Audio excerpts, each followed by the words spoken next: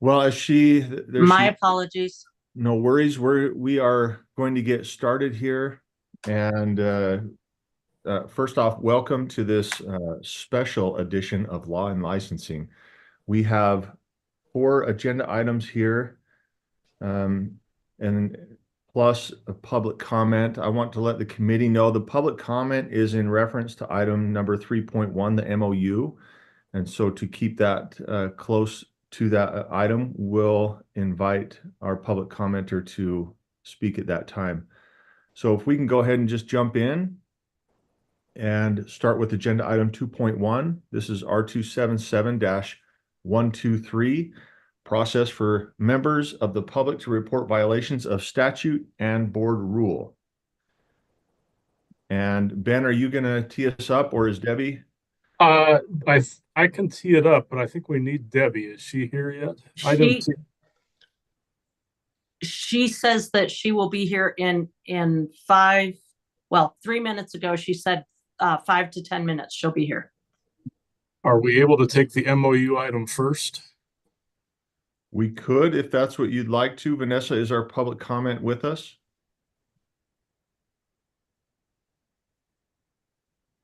Yes. I am. I'm here. Yes.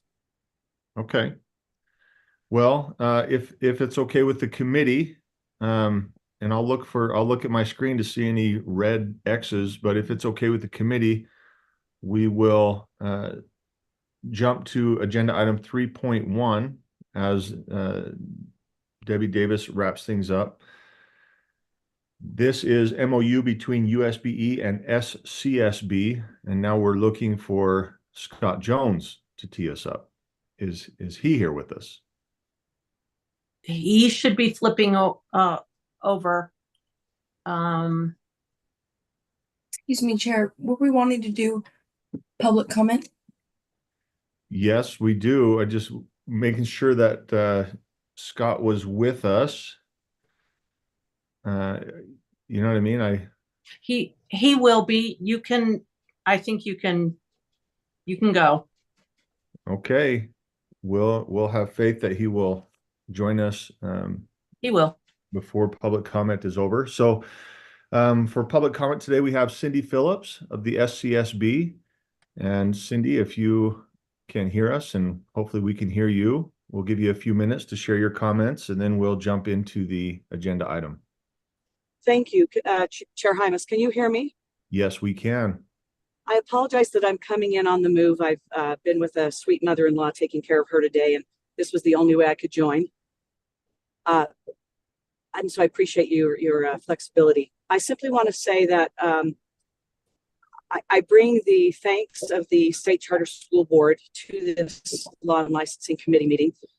This has been a several years process coming to fruition at this point, and the SCSB and USBE have collaborated for many years, and no years more productively than this one in trying to execute something that we have been charged to execute by the legislature, particularly through the legislative audit recommendations of a couple years ago, as well as through the Administrative Rules Committee.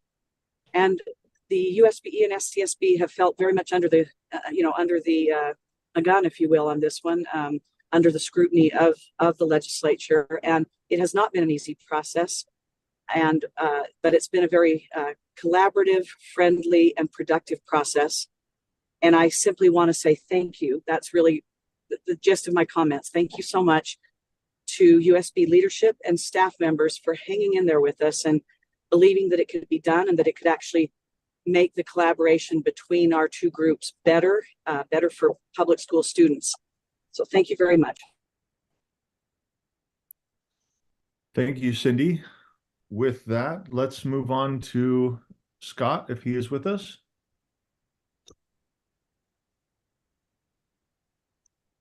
I'm here, Chair. Can you hear me?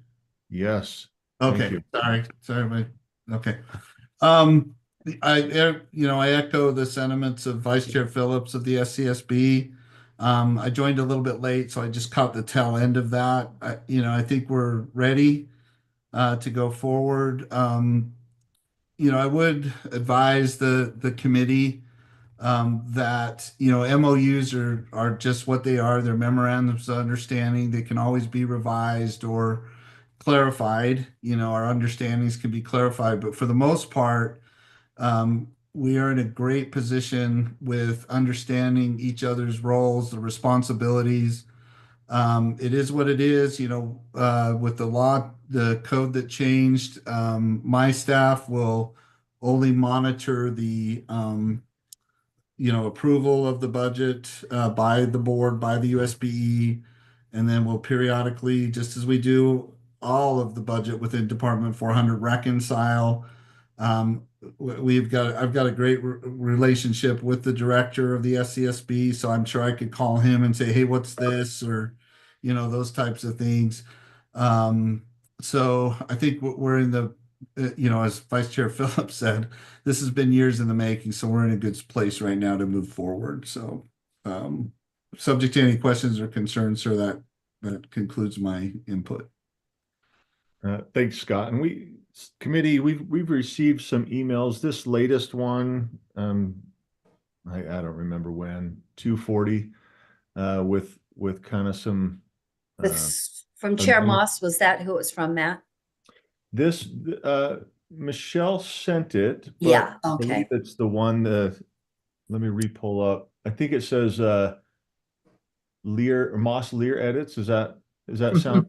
Yes, we were Okay. working on this. We were working on some questions that Jim and I both had, and we were consulting with Michelle as recently as 12:30 this afternoon. So I don't know if we should, I don't know if we can go through those, because I had some concerns that I don't think we were able to finalize, and so did Jim. They were similar in some cases, but I don't think we were able to finalize some of those. So I don't know if we should go through those, or how do you want to go through it? Do you want to just talk through it generally? I'm going to leave it to the discretion of the committee. I guess if there are questions, if you'd like to start, Carol, I am going to ask the committee, because we don't do online very often, to please use the hand raise, and I'll keep my eye out on that as much as Okay. possible. And I'm not directing this at you, Carol, because you and I No. are speaking right now. But Okay. as we move forward, I will keep an eye out for that. Carol, Okay. if you want to move forward, I'm sure there's other questions or amendments, or at least thoughts from other committee members. If you want to begin, that's fine. If not, we can look for other committee members. Since we kind of had this come in, I'm kind Okay. of offering it to you to begin, or Thanks. wait. Could you, Wait, one quick question. I cannot find a hand on it is like reactions are missing on the bottom of my Uh-oh. screen. Oh, maybe it's the heart. It's the heart. Yeah, it is Never the seen heart. The heart. Okay.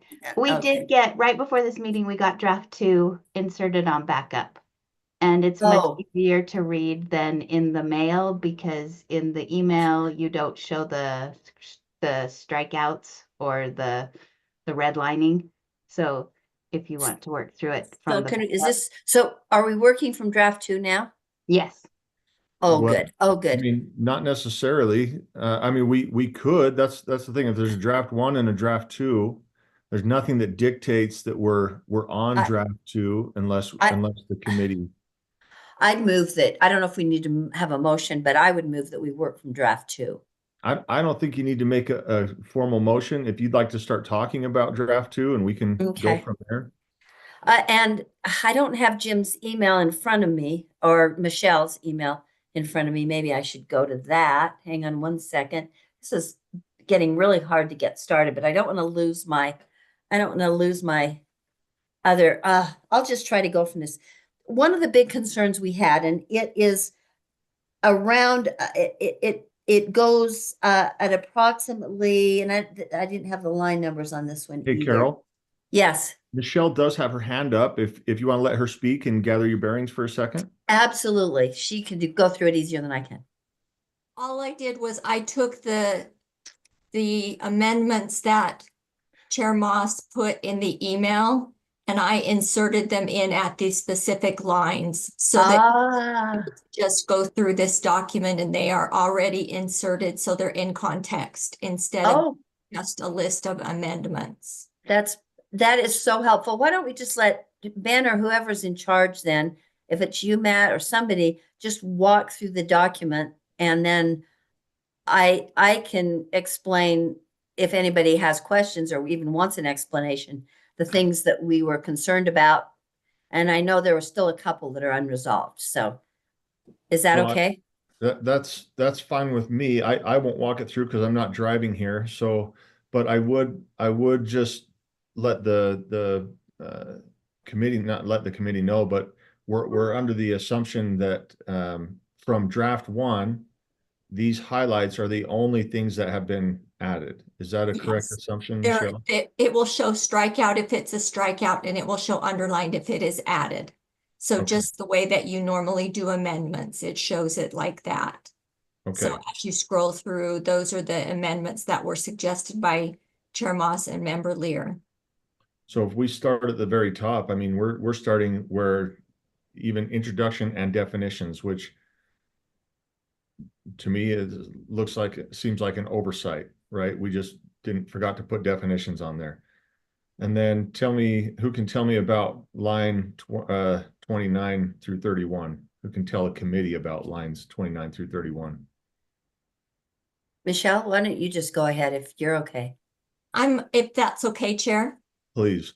Okay, this just wanted to clarify that the board's authority is not restricted by this memorandum of understanding, that the constitutional authority of the board would remain.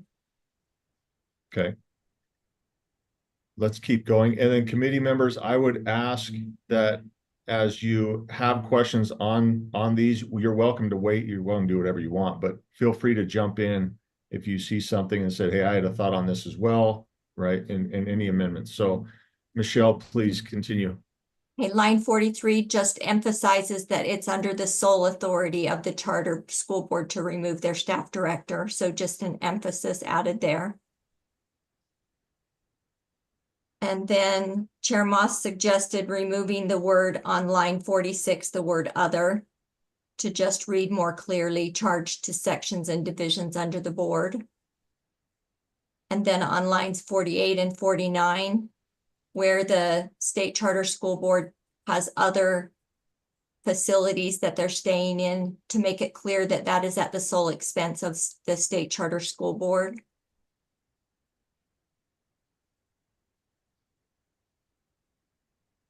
Lines 78 and 79 just clarifies that the appeal would be an adverse decision of the superintendent resulting from a corrective action plan. So just a further explanation there. Yeah, and Michelle, if I could, and it looks like Scott has his hand up on here, just some clarity on that one. Maybe an example. What's an adverse decision? Scott, is that what you were? Go ahead and speak to it, Scott, if you'd like.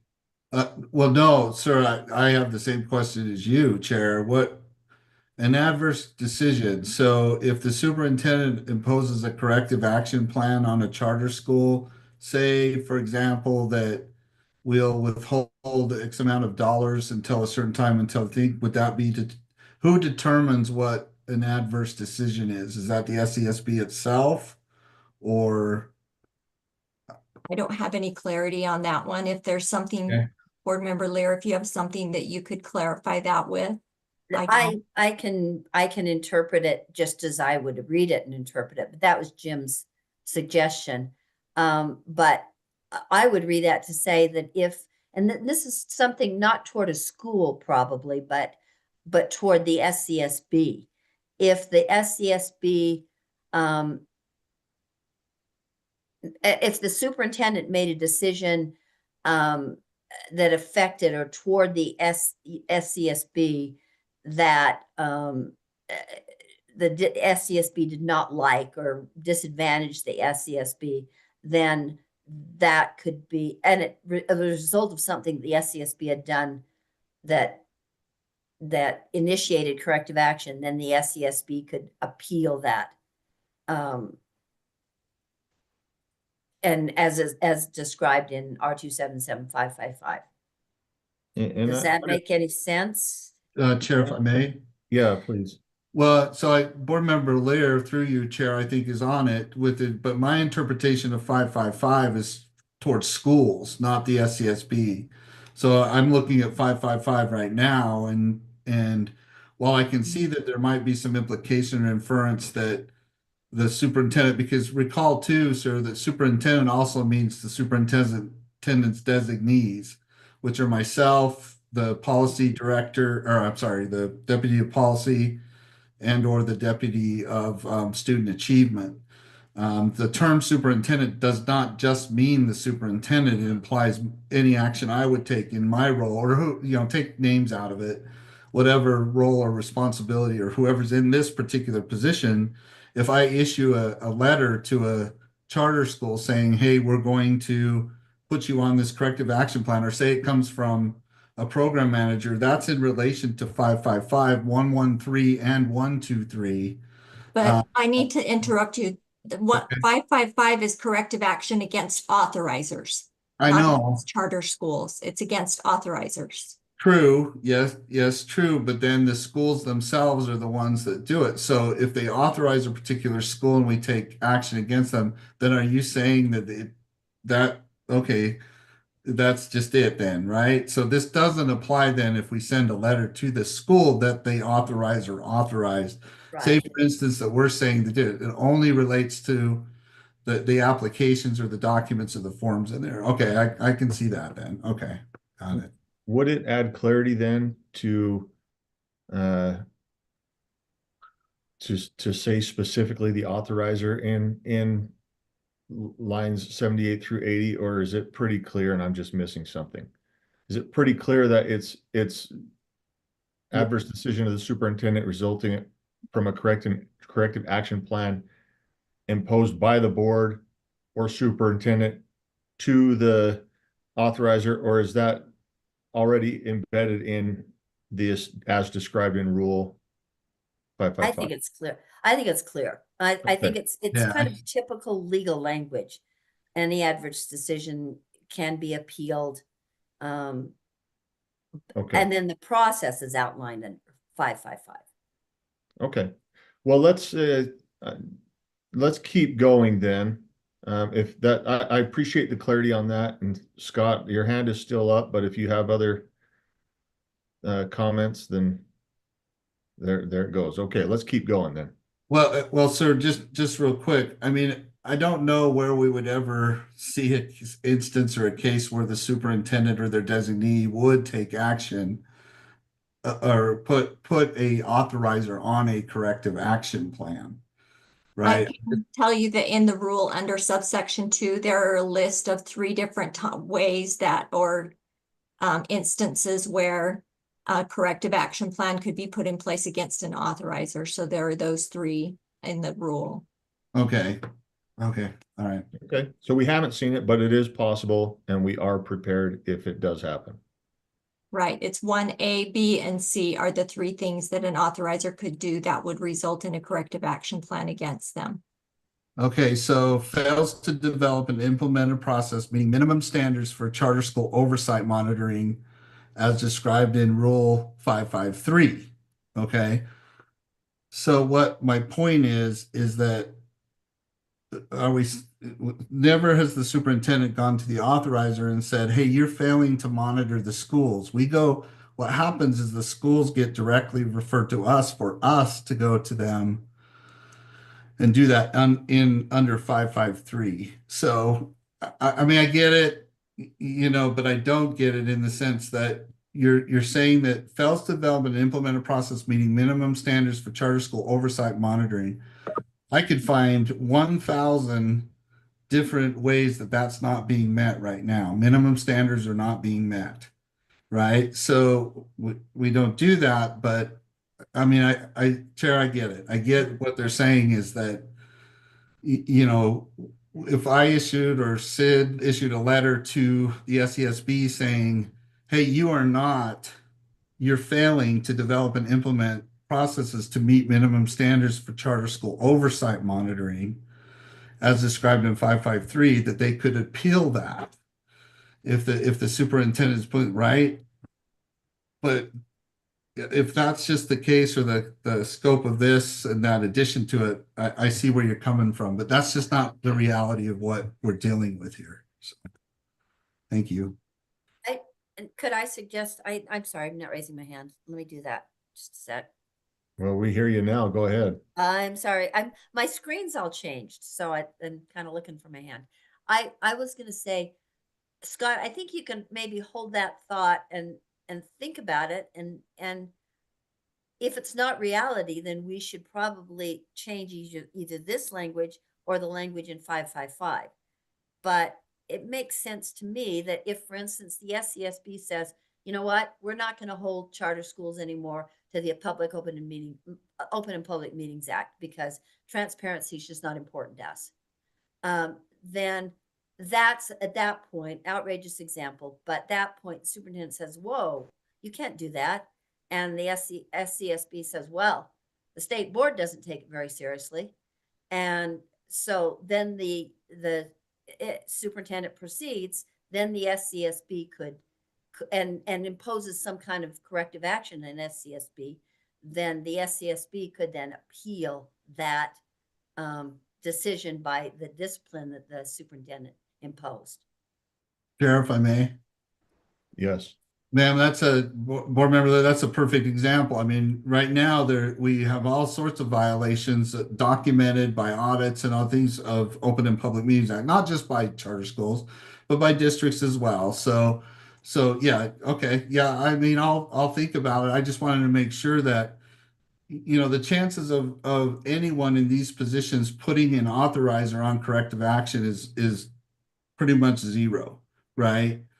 But we are all aware that, there's all the things, but we're doing good. I mean, education in Utah is doing good. I'm just saying that we've never, in my whole 9 years here, we've never put a authorizer on a corrective action plan. Schools we have, but maybe that's what we should be doing, is putting the authorizers on a corrective action plan when schools they authorize are not adhering to the law or do that too. So thank you, ma'am, through the chair. I'd love to dive into this more as well. Look at what we need to do with the rule, look at what we need to do to kind of clean things up. And then to your point, Scott, like if we're going to do it, then if we're going to say we're going to do it, then let's do it.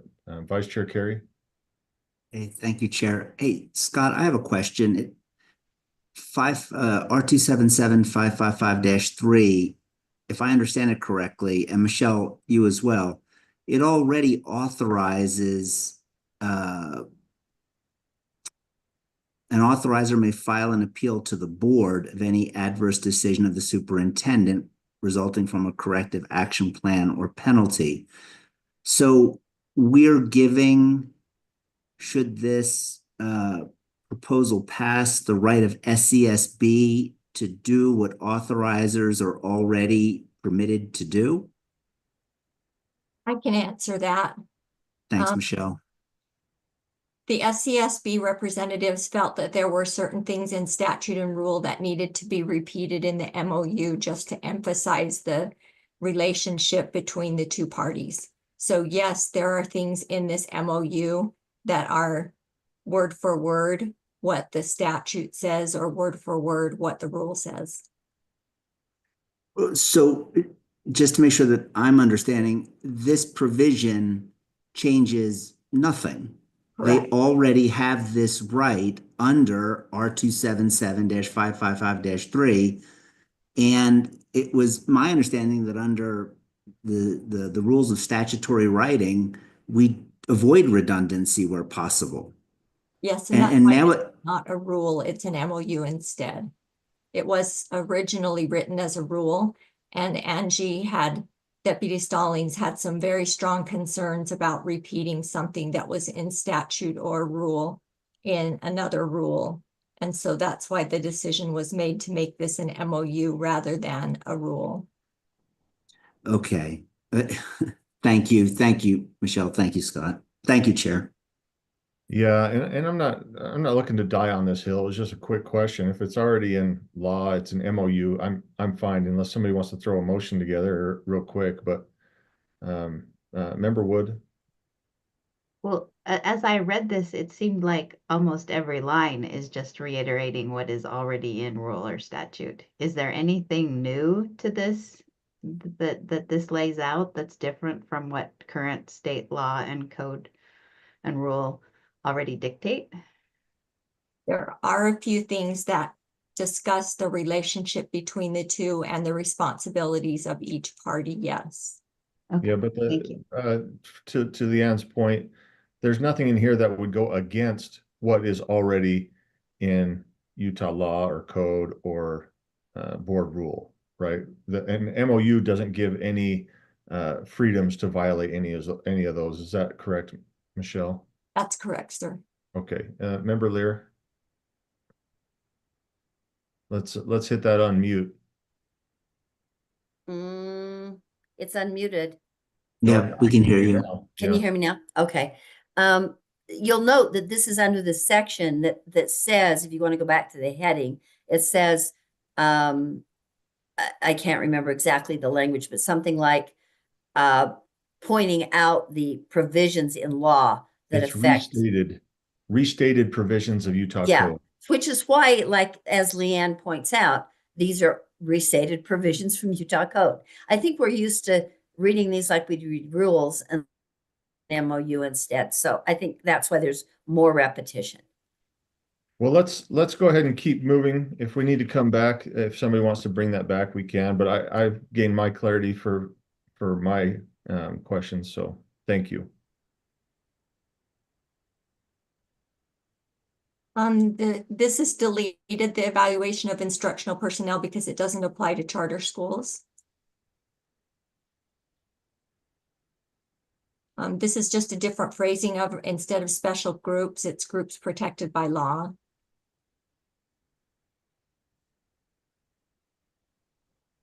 And this was just a wording preference.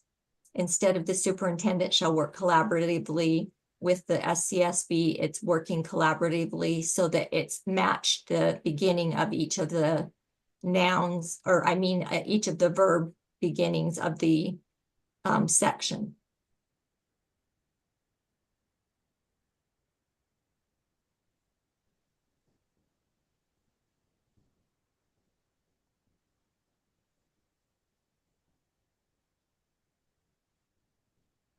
This is just an emphasis that the costs remain the sole responsibility of SCSB for internal services and associated costs. So it was just an emphasis. I have to read this one. This is one that Chair Moss did.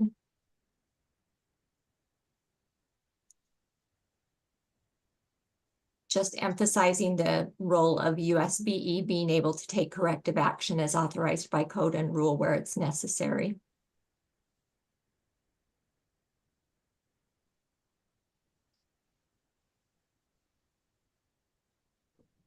This is something that we would suggest adding.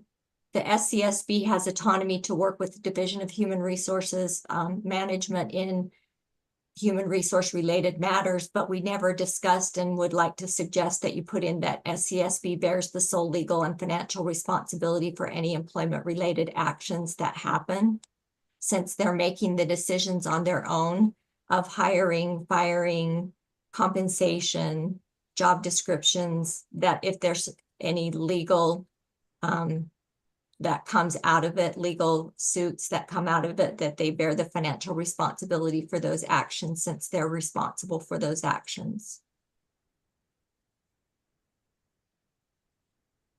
And then in 4, it's just changing the wording to simplify the wording. Michelle, can I just ask on that one? Is an MOU legally and contractually binding? Is an MOU legally and contractually binding? Not to the extent that a contract is, but to the extent that the parties are willing to. Okay, and maybe I'm not a wordsmith and don't understand this, but both parties intend to be legally and contractually bound by the terms of this MOU. Yes. Is that a, So we as an agency agree that we will be bound to it in the same way that a contract is. okay. Okay. Thank you.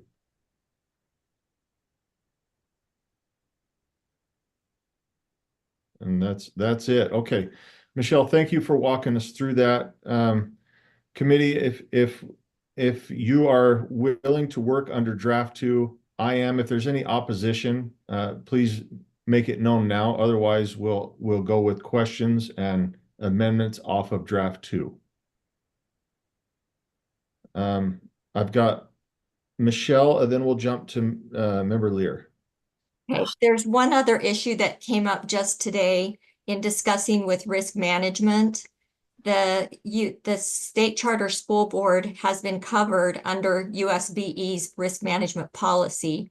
But in discussing it with risk management, if the State Charter School Board wants to be independent from USBE, then they suggested that the State Charter School Board would need to get their own risk management policy.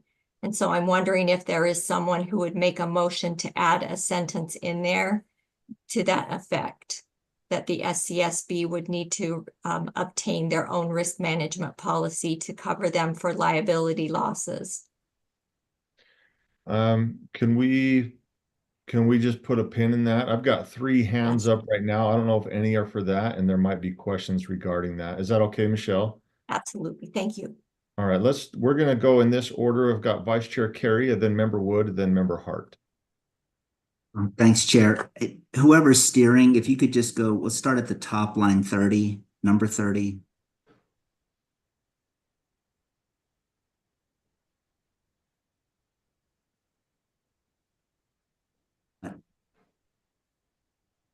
And I don't know, is that still Ben? Oh, there it goes. So this is a small change, but it says nothing in this agreement is intended to limit the board's authority. I would feel more comfortable with something that says nothing in this agreement limits the board's authority or response. And again, it's minor, but I think it's clear that we don't intend, but it just doesn't.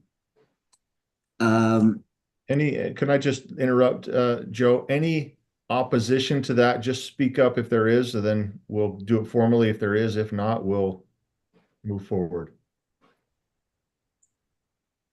I don't hear any opposition to that, and I think it provides clarity. So, okay, thank you, Joe. Please go ahead.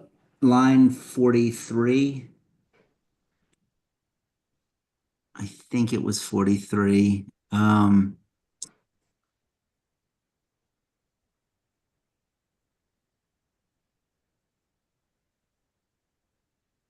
Just when we refer to the staff director, who are we referring to?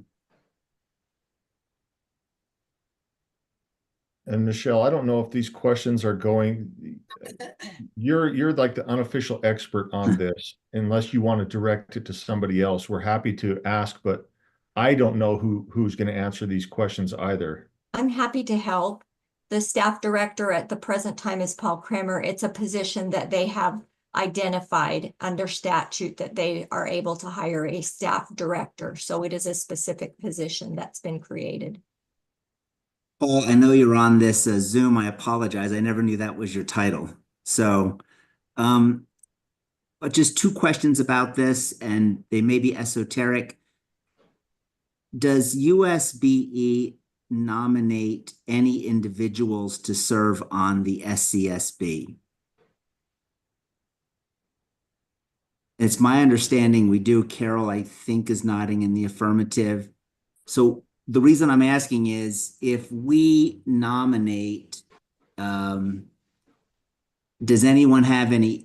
this run counter to having the sole authority? Because in a way that designee has been nominated by us. The other question I have is currently the USBE, I know I'm on that committee. I don't have a vote, but if that were to change, and the USBE board representative has a vote, would that USBE representative be able to vote on the removal of the staff director, or would that violate this provision on lines 42 and 43? May I answer, sir? Please. I believe it wouldn't violate it because you would be in a dual position as a USBE board member and as an SCSB board member. You would be serving in two positions. And so you would, in your capacity as the state charter school board member, be able to put a vote in. Okay. Chair, I can't raise my hand while I'm screen sharing, but I think that the USBE representative on the charter school board, correct me if I'm wrong, is non-voting. I think the governor appoints all of the charter school board members. And it is, and that's what Joe was saying. Should that change, would it cross any boundaries? So you're saying currently, Ben, there's no concern, and Michelle is saying if it were to change, there would still be no concern. Is that understood correctly? Okay. Okay, and and Sure. there's two. Oh, Well, I was just going to say, Chair Hymas, if I may say one thing. Okay. This is Cindy Phillips. In law, the governor does appoint, ultimately appoint, and then the Senate confirms all state charter school board members. But there is one in law that is always to be nominated or get that name given to the governor by the USBE. And that person does become a voting member. So for instance, right now, Brian Bowles is a member who was nominated by the Utah State Board of Education, if memory serves, and he is now the chair. So there's that's just a little bit of a nuanced difference from what we're talking about as far as the liaison. There is a board member sitting on the board. It's been nominated by the USBE to the governor, confirmed by the Senate, who is a voting member. And from what we understood from Michelle, although nominated by the USBE, they are part of the SCSB, and hence would not violate this. Correct. They indeed. They've gone through the same process as every other SCSB board member in terms of governor ultimately nominating and then the Senate confirming. Thank you. thanks. And again, I just wanted to make sure that we were all clear on that and we have a record of our understanding of it. The next is line 78.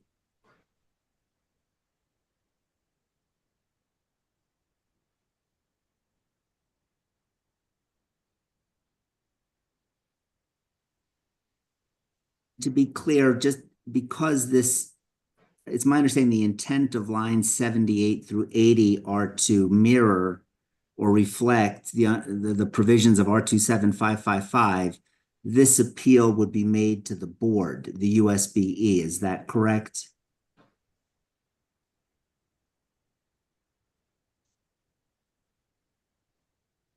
Yes, if you're waiting for my answer, I'm sorry. Yes, Yeah. under the rule, it is to the board. Okay. And again, if we're adding provisions for clarity in the MOU, my preference would be to make them as reflective of the language that's already there. And my suggestion, it would be that we just add an appeal to the board, just to be clear that that's the process that we're suggesting. And I'm okay with that. Again, for clarity's sake, especially if we're just repeating anyway. Is there any objection to that by the committee? And let me just explain, since this isn't a rule and this isn't, you know what I mean? This is a little more casual. We're going through an MOU. This is the first thing. So I'm trying to just say, hey, if we're in agreement here, let's just move forward instead of taking a vote on everything. So. Here, I just have two other questions or thoughts. Two other, next then we'll one's- go to Member Wood. Thank you, Vice Chair. Yeah. It's the provision about mediation. I think it's a few lines above line 329.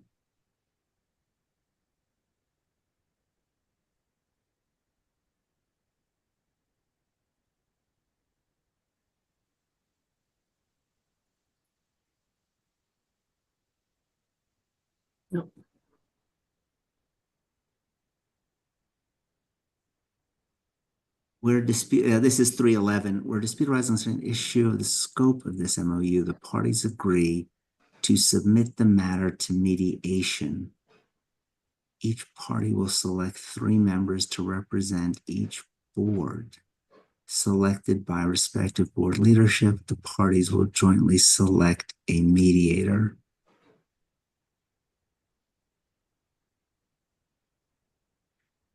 And again, I don't know if this is necessary or not. I've just seen this before. When we say the parties will jointly select, are we suggesting in the language that the 3 members appointed by USBE, the 3 appointed by SCSB, I'm assuming it doesn't have to be unanimous. I'm assuming that it's going to be majority vote, but I don't want to assume that. I would rather have the clarification as exactly how will the mediator be selected. Michelle? You could put by a majority vote after the word mediator. If that was the intent, I just want that to be reflected.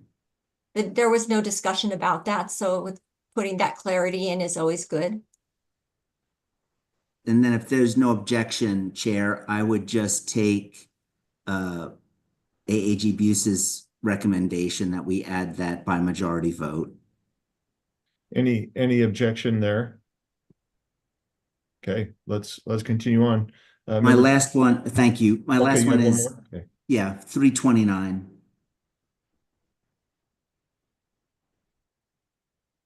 I'm sure this was mentioned up above under definitions, but we continue to refer to the term parties.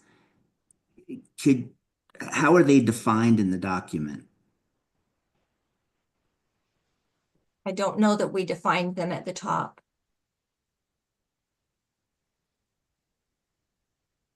It's 7 and 8.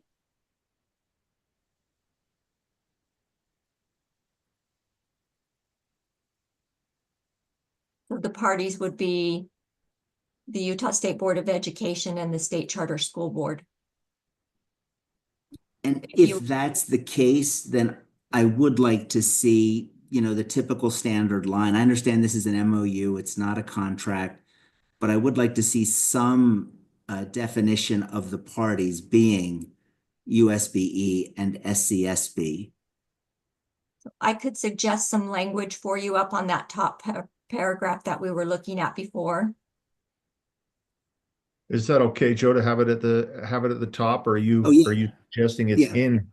Okay, No, After my the- preference would be, the top. After the paren that says the SCSB, before the period you would put together referred to as the parties. Without objection, that works for me. yeah. Chair. Any objection from the committee on that? Okay, And Chair, Thank you. thank you. I have no other issues with this. okay, thank you. Let's go to Member Wood, and then we have Member Hart in line as well. Thank you, Chair. I would like to move to line 137 through 141. And Member Carey, your hand is up. Oh, thank you. And this seems to be, as we're talking about the role of the school board as the state school board as it refers to charter schools, and the state charter school board as it refers to charter schools. And charter schools do not receive state funding for transportation, so I'm not seeing a need for these lines. So I would move that we would strike lines 137 through 141. Michelle, for clarity, or even Ben, I just want to make sure before we strike. I mean, I hear what Member Wood's saying, and I agree with her. I haven't worked on this. Does that do anything else to the memorandum? Are we sure that we don't have B and C? I know A, but can we get clarification that before we do that we don't have requirements under bus safety and operational requirements? Chair. Please. So there are charter schools that do utilize transportation, and they are subject to the rules and regulations for safety of transport of students. So I think that's what B, bus safety. Other transportation needs, I would think might apply to like vans and things like that, but I mean, I'd have to check on that. But definitely B, there are, if charter schools choose to transport children, they are doing it. And keep in mind too, we do have one charter school down south that, and I'm not sure if we still give the grant to them, but they used to get a grant for transportation of students, just But they because do get funding. Okay. And I they did not did in the think that. past, so I'd have to verify that, that continued. There were some changes made, I think, to the grants, but anyway, it doesn't relieve any of the charter schools of the fact that if they choose to transport kids on buses, they still have to meet the safety and Right. And so to Leanne's comment, maybe not removing the entire thing, but let me ask, is A relevant? Are charters state reimbursed? I didn't, Molly's shaking her head. No, I don't think so. Vice Chair Carey? Yeah, and I'll rely on the wisdom of the committee and those on the call. But didn't we just have a matter before law and licensing or the full board? There was an application to go to a 4-day academic week for, I think it was a charter school, because they relied on the public transportation that was provided by another entity. I think it was the Native American tribe. That was in Duchesne County, I believe. And so my question would be, if the charter school is relying on that bus route that is presumably paid for by the state, and I'm saying presumably, Scott, I don't know, but I don't want to cut them out of having a voice if this is a service that is in fact being provided. But again, I'm hazy on the facts. I know it had to do with the 4-day school week. I know that they applied to go to the 4-day school week because transportation was locked into this other entity. Scott, I don't know if that's you. go ahead. Scott, Go ahead. well, they were using the transportation on the reservation. So I guess my question would be state, I didn't think that was state reimbursed, but I would want to keep B and C because we transport students for athletics and we transport students for sometimes concurrent enrollment. And we definitely do bus safety. So, but I could be completely wrong, but I just wanted to make sure that we keep B and C. Yeah, and I'm not arguing against eliminating B and C. I'm saying that we need to keep A as well. Right. If there's a circumstance in the state that transportation is being provided and reimbursed by the state. If not, shouldn't be there. If it is, I would argue we should keep it. Yeah, and I see, Member Wood, I see your hands up. Before I jump to you, it is my it's been brought to my understanding that for this one that we had just discussed, it's reimbursed by the tribe, not the state. And so, and Scott saying yes there, but yes, Chair, that's my understanding. I can double check. My recommendation to you, Chair, would be to for now leave it in there. It's better to have it and not need it than to need it and not have it, right? So, but I can verify our understanding. My understanding is that it was the tribe reimbursed for that, but I'll double check. well, let's hear from Member Wood, then we'll get a consent. We'll move forward and get a consensus on that and on where we want to go with A anyway. I think we all agree we want to keep B and C. Member Wood, and then we'll do a consensus for A. Thank you, and thanks for that clarification. I do see absolutely the need for B and C. So the state line item for charter transportation funding has been removed, and it was Pinnacle Canyon that was at one time funded by the state charter transportation fund. and then it's Uinta River, and they're paid for by the tribe. So Thank you. I'd like to get a consensus. I can share my thoughts just briefly. I tend to lean with what Scott is saying here. If we're not using it, fine, then we can ignore it. But if there is something that comes up, for example, Pinnacle, if that comes back around, then the SCSB still has to make sure they're within those guidelines. So, any other thoughts on that, on keeping it or having it go? I think we should keep it. We got 2 to keep it and none saying otherwise. So let's keep it and move on. Leanne, I see your hand is down. I don't know if you had any other points to contact here. Let's go to Member Hart. I'm sorry, mine was, line 139. I'm Okay. putting my hand down now. Well, with that, is there, Member Lear, and then, yeah, Member Lear. Thanks. I talked enough, so I wanted to hear the other comments. Michelle and we talked about this issue with risk management, which was a big concern for me. It was a big concern. I don't want to speak for him. It was a concern for Chair Moss.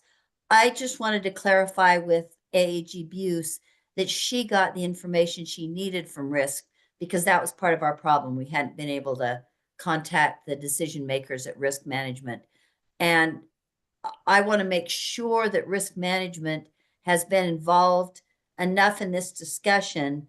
And apparently, if I'm hearing what she said accurately, then maybe it doesn't matter, because risk is suggesting that the SCSB needs to get its own insurance anyway. So I may be answering my own question, but I just wanted Michelle to speak to that briefly. Is it okay if I speak, sir? Michelle, please, yes. Yes, I spoke with the director of risk management, and she's the one who stated that they want to be an independent entity, that they need to get their own risk management policy. That was her suggestion. Great. Then I just wanted to make sure that had happened between when we talked earlier. Thank you. That's helpful to me, because I did have concerns, and those are alleviated if the SCSB has to get its own policy. That might be added as an amendment in the section under additional terms, if someone would like to make that amendment. I'm happy to make the amendment if you want to give me some suggested language. It would be on line 332. Oh. I see it. Yep. And I just say, as opposed to their own, I'd say its own risk management policy. Sorry, line 332, is that what you're saying? Yes. No, I'm looking at draft 1. Okay, let's see. Let me get it back up here. Again, just if there's any opposition from the committee, then we can put it to a more formal vote. But you're just wanting to change their to its. Is that what I'm hearing? Yes. Okay. Any opposition there? And Vice Chair Carey, I see your hand is down. It was up for a second, but I don't see any opposition to this. And then let's go back to Vice Chair Carey. Yeah, no opposition to this, Chair. There was a provision, I'm sorry, I didn't write down the line. I think it's in the 300s. It said, and other protected groups.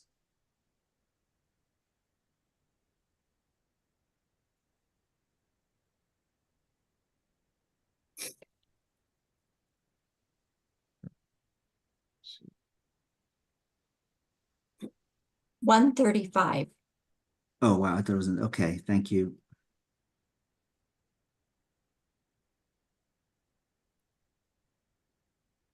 That's perfect. I just wanted to make sure there was a limiting factor by law is that. So thank you. Thank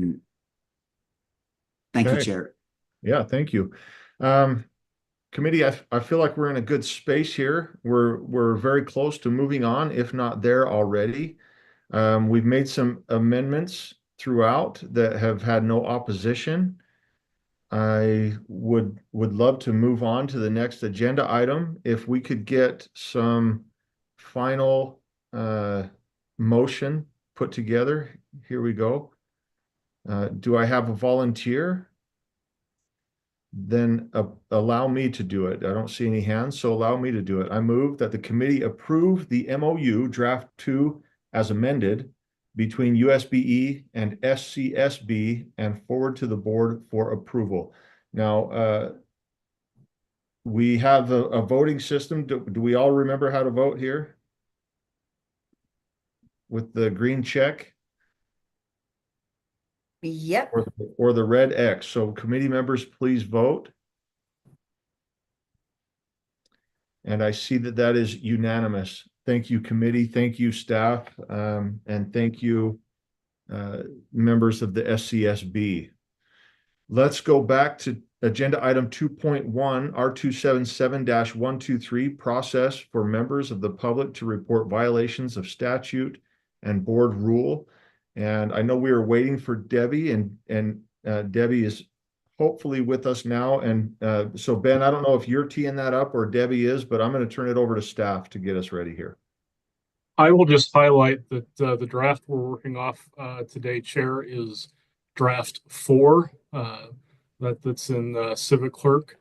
This was the staff took feedback. And I know CAE Davis worked with Board Member Lear to come up with these amendments. So draft 4 is the draft we're working off, and would probably defer to CAE Davis to talk about the changes made.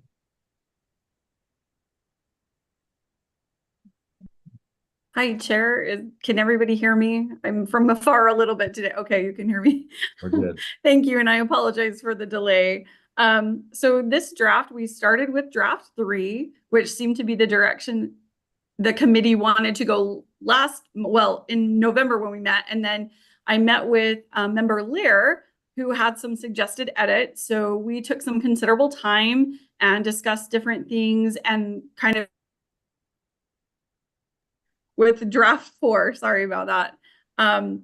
So draft 4, a couple of, just making sure my sound is working. My computer's being a little interesting right now. Okay, so draft 4, it really, the idea was to simplify, make sure that duplication was removed, make this as easy to follow as possible, as far as terminology that's used, as far as the flow of what is in the rule.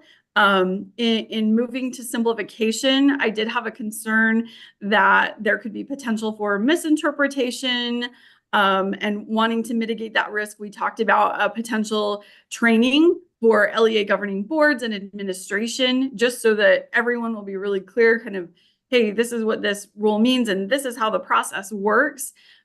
Since we had feedback previously that maybe there was some confusion, or there were spots where roles and responsibilities could be clarified.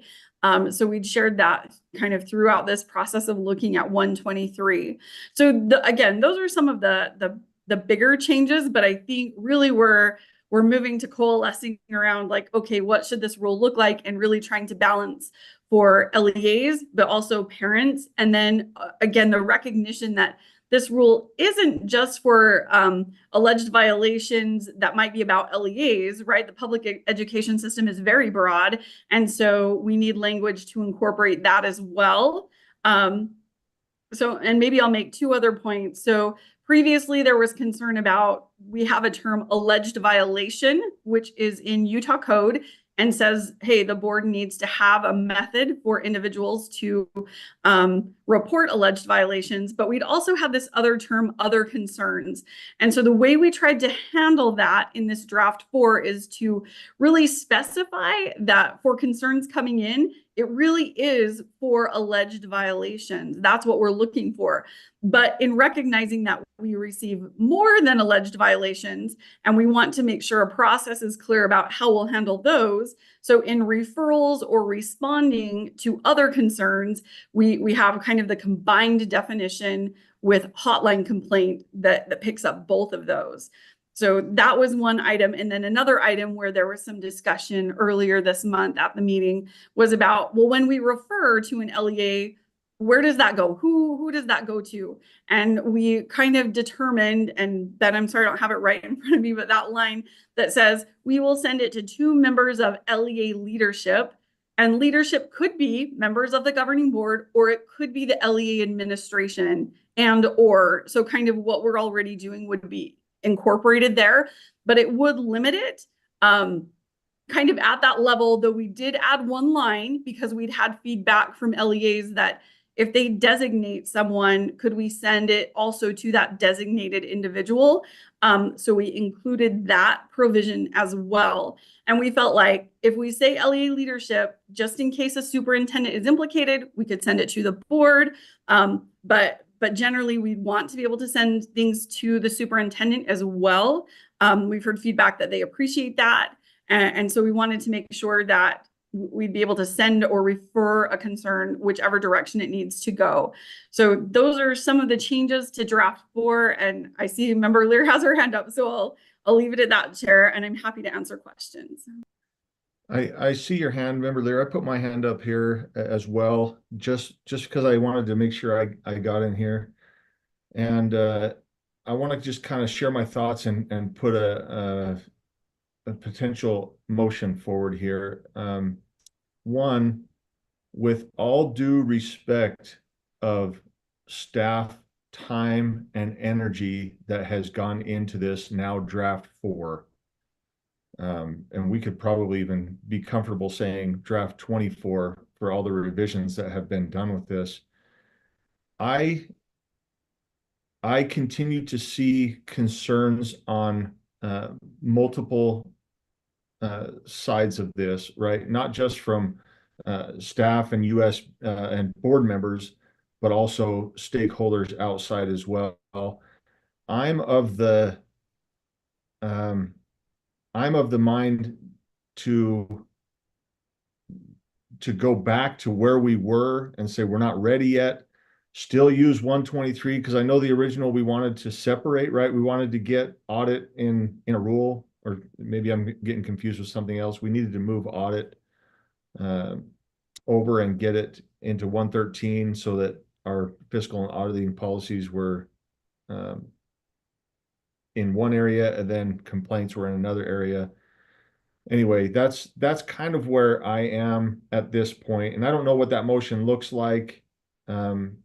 And maybe I'll work on formulating it, but that's where I am. Let's go to Member Lear, and I'll try to regather my thoughts. This sounded much better yesterday when I was thinking about this. So Member Lear, go ahead.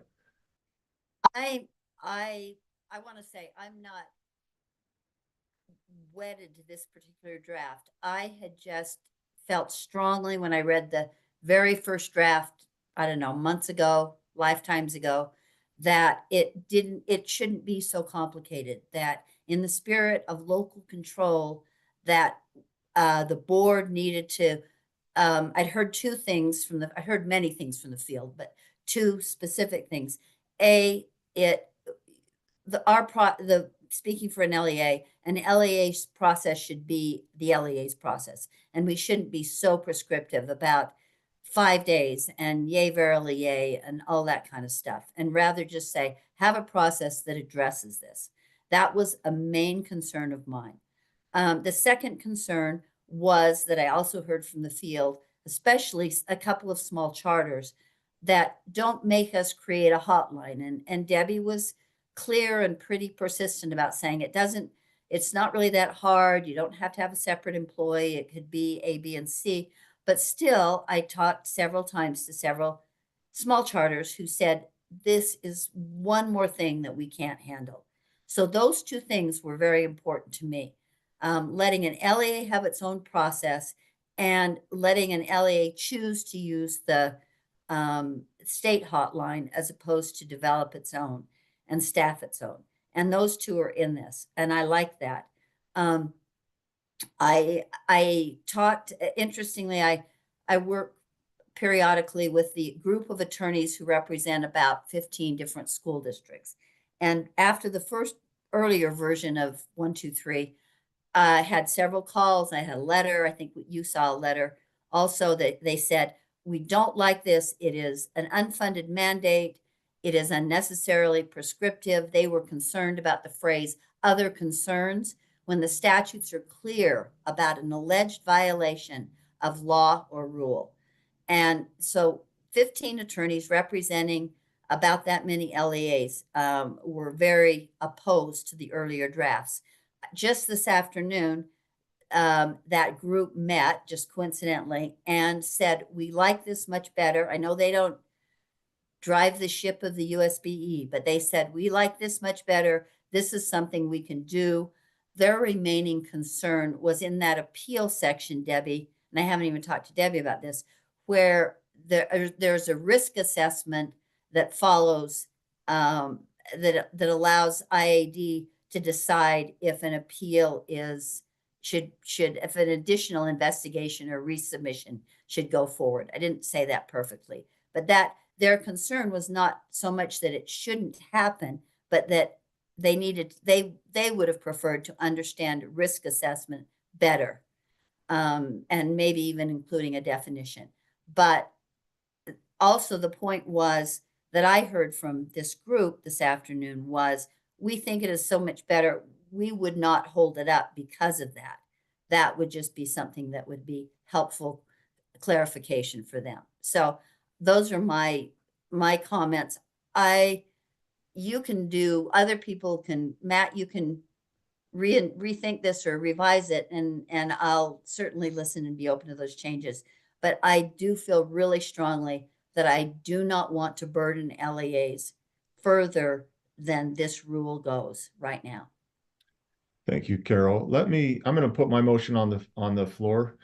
And what this will do is it will make very clear whether or not we want to continue moving forward with draft 4, which, to your point, Carol, I have heard there are people who are in favor of draft 4.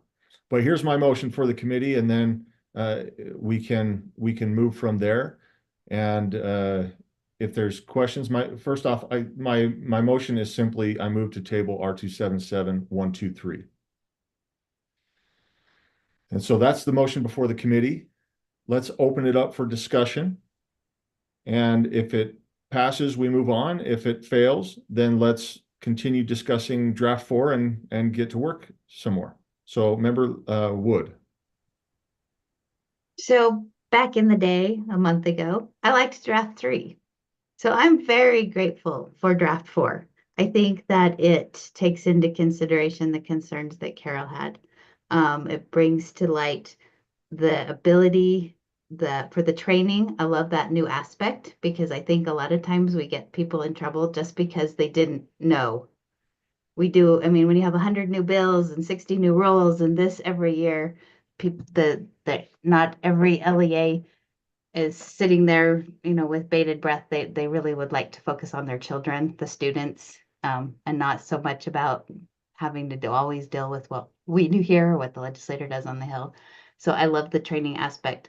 I love that the states, that the LEAs can maintain their own line or that they can use ours, but that we notify parents right off the bat that if they're calling a hotline and it's not the LEA specific hotline, that it's coming, they know they're calling USBE Internal Audit Department. So there's some things in there that I think have really improved. And so I would vote no on this motion. Okay. Any other thoughts before we take a vote? Seeing none, let's go ahead and vote. Committee members, again, the motion is at the committee table R277123.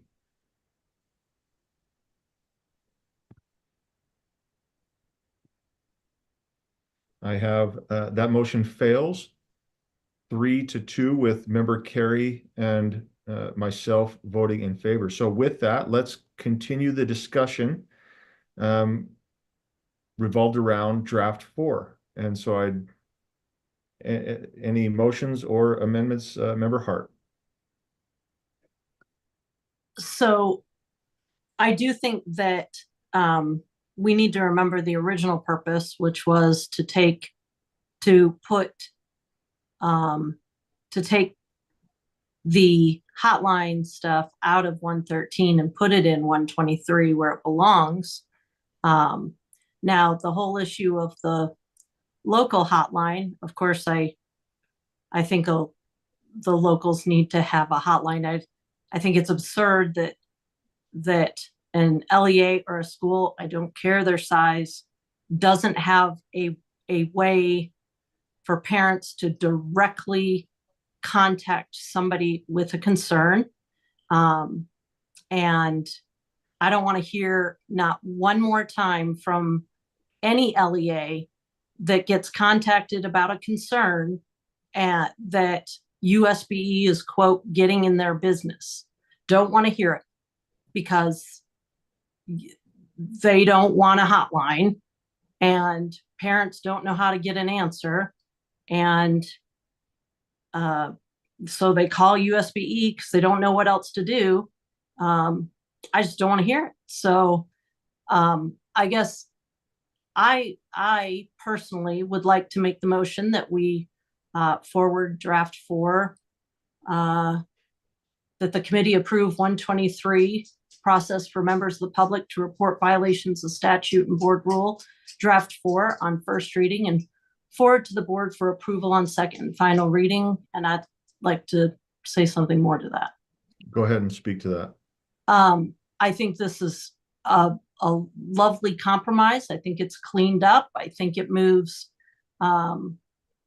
it moves out of 113 what needs to be taken out of 113 and put in 123. I think it's good governance. I think that giving the option to an LEA to have their own or use USBEs, basically what it does is it sends the message that we care, that constituents, parents can get to who they need to get to have their concerns addressed. It nods to that, but it doesn't require it if for some reason the LEA does not feel that they need to do that. So I think it gives flexibility, but it certainly signals what we stand for, and it's cleaned up the way it needed to be from the very beginning. So I personally think it needs to move forward for the rest of the board to have input on it. Thank you, Member Hart. The motion before the committee is that the committee approve R277-123 process for members of the public to report violations of statute and board rule, draft 4 on first reading, and forward to the board for approval on second and final reading. Any additional discussion to this motion? I'm not seeing any hands. I will tell you, I mean, as I kind of mentioned before, I would love to table this. I do see improvements in draft 4. I can support this moving forward to the full board. I know if it took months in committee, I hope it goes quicker in full board. But with that unnecessary comment, let's go ahead and vote.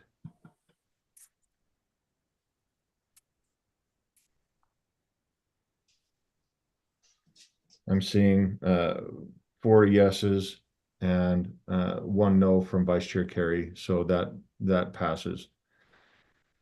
Let's move forward to agenda item 2.2, R277-113, LEA fiscal and auditing policies. And again, we have Ben Rasmussen to tee us up. Thank you, Chair. So with the passage now, or the recommendation that we pass 123, there are 3 changes then in 113 that staff recommends that the board or the committee consider. So the first change is on your screen. It's just lines 377 through 385. This takes away the LEA hotline requirement from this rule now that the committee's recommendation is that it go into 123. So that's the first change. The second change is new, and that's on lines 447 through 450. This is a recommendation of the federal program staff about reimbursements. There's a concern that we are losing money that LEAs could be expending because reimbursements aren't being made in a timely manner. And so staff is recommending that we add language that requires LEAs to request reimbursements for federal programs at least semi-annually, and also submit an intent to fully expend or waive federal awards 9 months before the end of the federal program grant award period. So that's coming from federal program staff. And then the final change here is an addition that the committee approved in October, but we postponed so that we could have all these parts of the rule go through at the same time. And that's the language starting on line 521 for the flexible use of restricted funds. This was added back into code by the legislature in the last special session. Used to be in the rule, and so the request is just to add the language that used to be in the rule back into it. Staff is happy to answer questions you may have on any of those three areas of the rule. Thank you. We have a question from Vice Chair Carey. Thanks, Chair. Ben, we're saying that they have an obligation to request these funds. What happens if they don't? So there are risks involved there, and I think the primary concern there was that if they don't request those reimbursements, a lot of the times we're losing money because the time has expired. I'd ask Chair if Neil or Assistant Superintendent Voorhees could speak to that. Why the concern there? Well, no, I understand why we're putting this provision in. My question is, what is our enforcement? Where is the teeth to say, if you don't do this, if the LEA does not request reimbursement for federal programs, blah, blah, blah, what corrective action can this board take? We have a rule that provides the teeth for all of our rules, and that's R277-114. And so that would be the primary teeth, is if the LEAs were not following this and the board felt it were appropriate, the board could take corrective action in accordance with 114. And so we could launch a corrective action plan. Yes.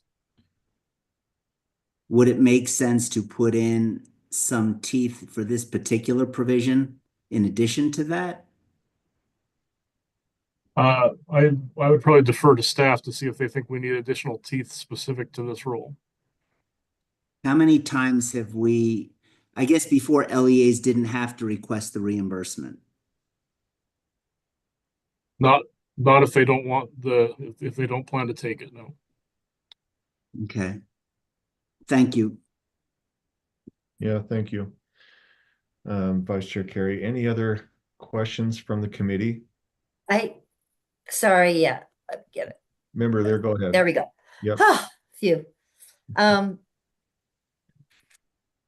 this just struck me as Vice Chair Carey was speaking, but I'm assuming that one of the reasons for this is if there's X amount of dollars for the state in a certain area, that if certain LEAs don't request reimbursement, that money might be available for other LEAs. Is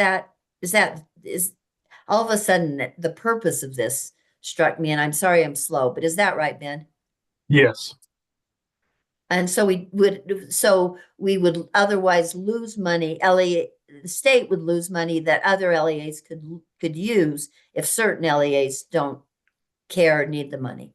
That's right. I said it just differently and just want to make sure I'm correct. Okay, helpful. Thank you, Ben. Thank you, Member Lear. Any other comments, or I'd love to see a motion come forward. I'll make the motion. Please. I move that the committee approve R277-113 LA Fiscal and Auditing Policies Draft 4 on first reading and forward to the board for approval on second and final reading.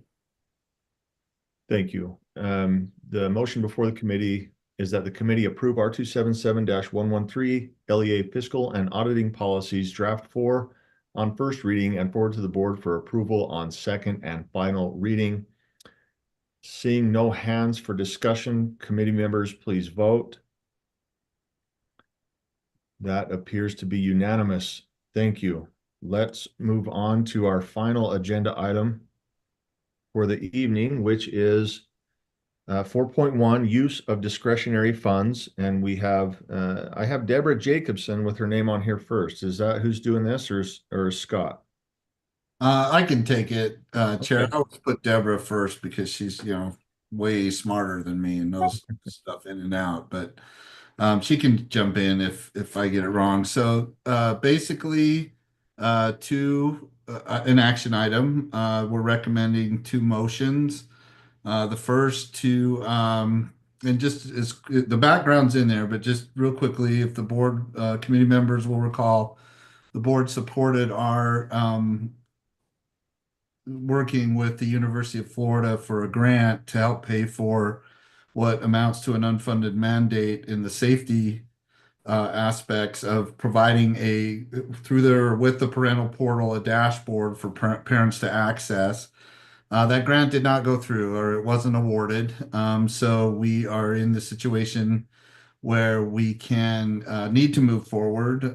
You can see the particular code that we're trying to ensure that we comply with. And again, that comes out of the school safety bill, HB 84. So the board currently has unencumbered or uncommitted about 1.5 million within your federal mineral lease money. So would be an allowable use of those funds because it would be or fit into the development category for proper or allowable uses of federal mineral lease money. So that's the first motion. Then the second motion, and I believe Chair Moss can speak to this if you need more details behind it, is as you all know, we've been making great progress along the lines of return on investment through the Finance Committee with the board. Very informative. We informed the legislature about the plans related to ROI. So this would allow for the hiring of a third-party consultant that my understanding has capabilities along the lines of automation or ideas that would help us to ensure continuity of the return on investment process and interfacing, and then automation of many of the great tools that Chief of Staff Young has developed, and to, more or less keep that going and have a subject matter expert available to us that would be under the direction of the board. So that concludes the brief summary of this particular item and the two motions that we had proposed for the committee to consider. Subject to any questions or concerns of what I've said here, Chair, that concludes the summary of this item. Did I lose you?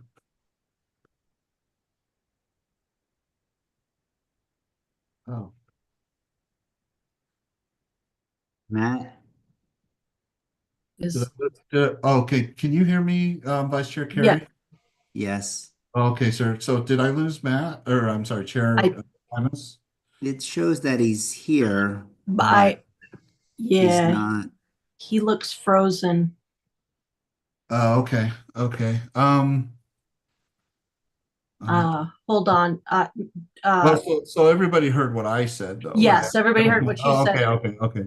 And Why don't we just do this? So is there any discussion to the motions? yeah, Joe, will you just take over? Leanne has her hand up. Leanne? Thank you. I'm happy to move forward these motions, but I would like to discuss a potential addition to the use of the funds, if possible, make a potential amendment. I would like to amend the second motion to add in a facilitator for January to help finish our strategic plan.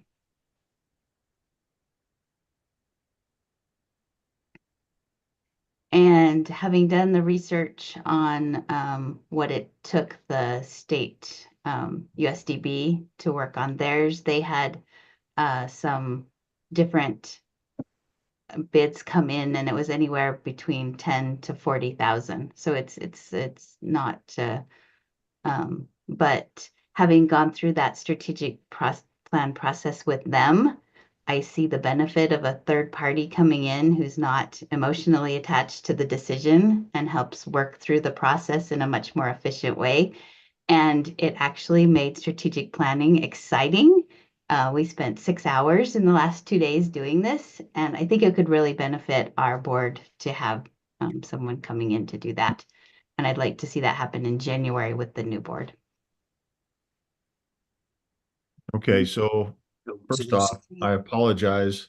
I shot a text to Vice Chair Carey to cover for me for 5 minutes. He rightfully was not looking at his phone. I'm back. Thank you for your patience. So we have three potential motions, right? Or I don't know if anybody's made the first two. So we have one official from Member Wood, and then we have two that have been discussed or brought up by our staff, right? So I bring this up because I want to see I want to know what the committee wants to do. I don't necessarily plan to vote for these all in one motion, but before we get into, I guess, is there discussion on these as individuals? Is there? I know Leanne just spoke to hers, and so that's kind of on there. What I'm trying to do is tee these up so that we can just start going through them instead of having discussions on each one all at the same time. So we'll go Member Hart and then Member Carey.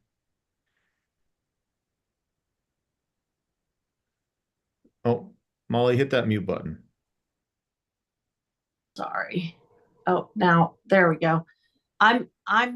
I've studied and reviewed the first motion and the second motion, and I'm willing to make either of those or both of those. Would you like me to do just one at a time?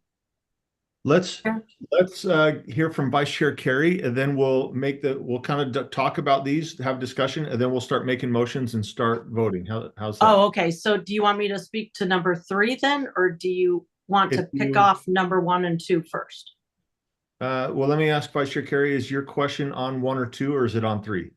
It's on 2 and 3, and a general one. Okay, Molly, if you want to make the first motion, let's just get that one. Well, if Member Carey has a general question, let's do his general question and then, because it may pertain to one. Vice Chair Carey, let's get your general question out of the way, and then we'll go from there. Thanks. Hey, Scott, so if we vote to spend these discretionary funds, what is the end of year balance for discretionary funds? And then how does that work starting January 1st, or when is that replenished? Is there more funds coming into it? Through the chair. Yeah, Chair, if I may. Please, yes. I think it would be a value add if we pulled up the discretionary funds report, which was posted in the backup, so I can, so everybody has a visual as I answer Board Member Carey's question through you, Chair Hymas. Okay, so as you can see, highlighted in yellow are the proposals, subject, of course, to action by the committees, by the boards. So to answer Board Member Carey's question, if you'll actually, so yeah, I orient you to what's been put in front of you today, and then also what will be put in front of the board as far as or centric to USDB. Those are all highlighted in yellow. Now, if you go up to the upper right-hand corner of the report, subject to these being moved from committee or by the board, keep scrolling up. I can't quite see that upper right. There you go. So these balances, so we started, if the committee members and the public will recall, your discretionary funds are funded by carry forward balances from the prior year closure activities. So when we closed fiscal year 24, it resulted in these initial FY 2025 carry forward balances.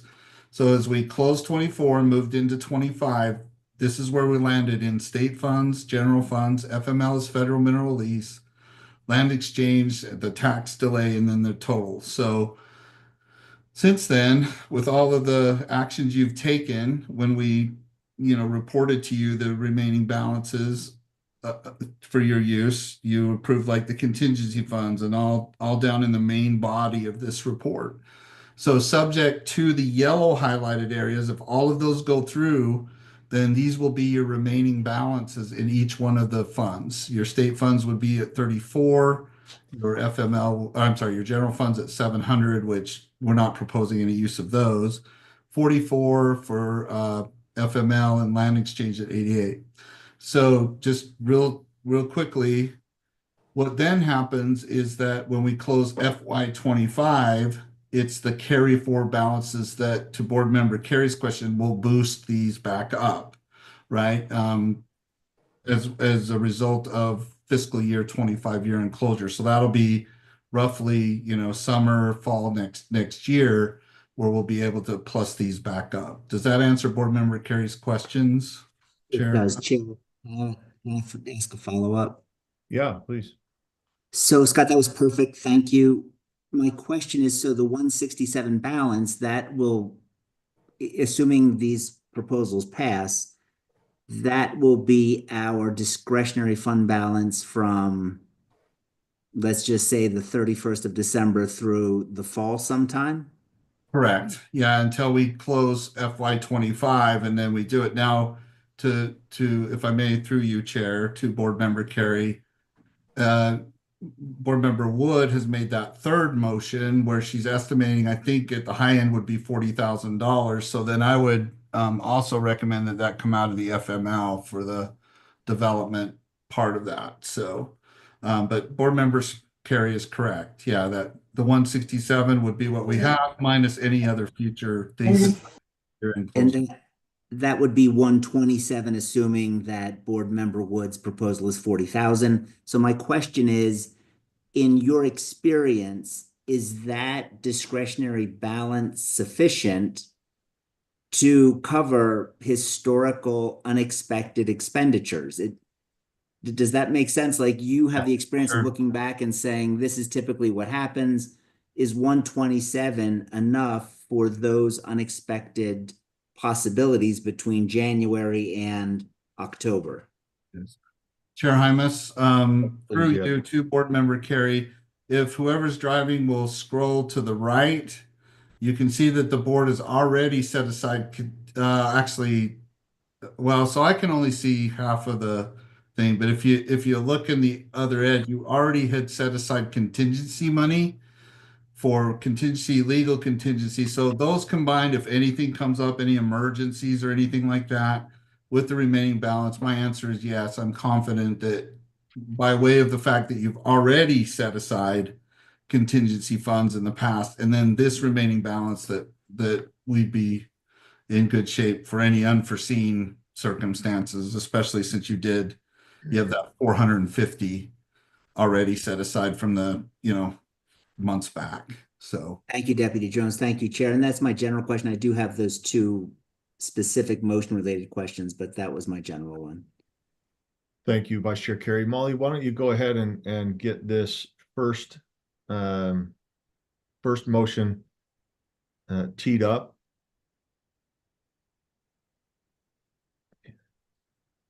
Yes, so I move that the committee recommends that the board commit $1,500,000 dollars of federal mineral lease FML funds for use for compliance with 53G-6-806 effective 5/01. Well, no, effective in May of 2020, August. Oh my goodness. 5/1/2024 parent portal and direct staff to begin using the funds as soon as possible with the intent to comply with the applicable code. Okay, the motion has been stated. Discussion to that, Vice Chair Carey. Okay, so the motion before the committee is that the committee recommends that the board commit 1.5 million of federal mineral lease funds for use for compliance with 53G-6-806 effective May 1st, 2024, parent portal and direct staff to begin using the funds as soon as possible with the intent to comply with the applicable code. I see Member Lear's hand up. I don't know if it's for discussion on this or if it's for another. Discussion briefly. Could Ben put up 53G-6-806 just briefly?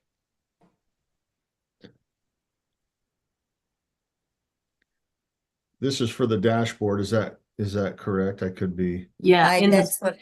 the school safety bill. yeah, that the legislator has told us we need to get done.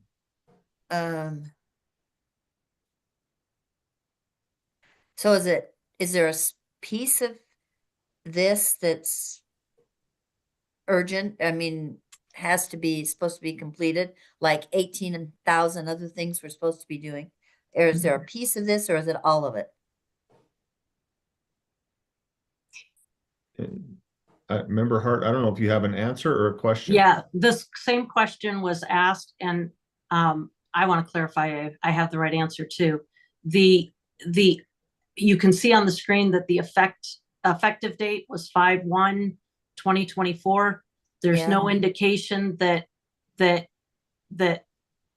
wasn't the expectation. However, everybody knows that that wasn't possible.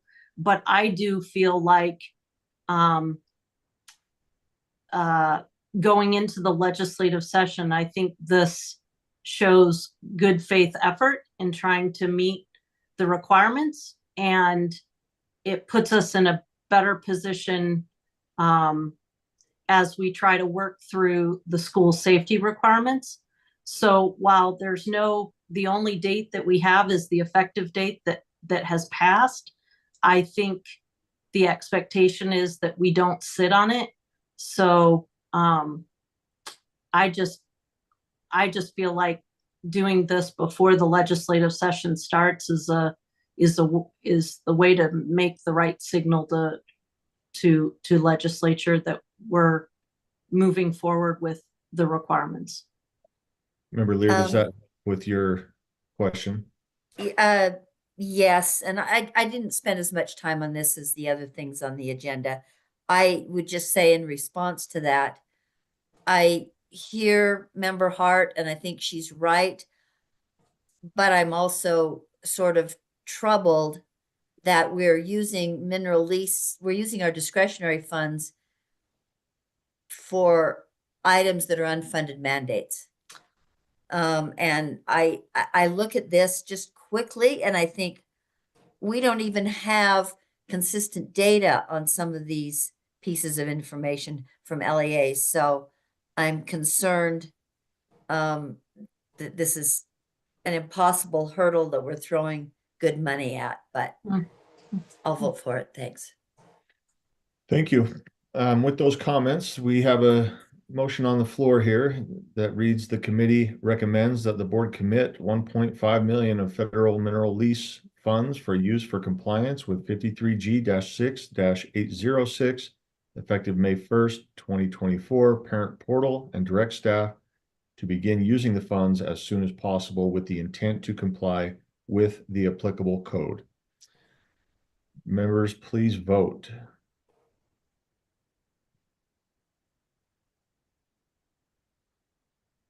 And that passes unanimously.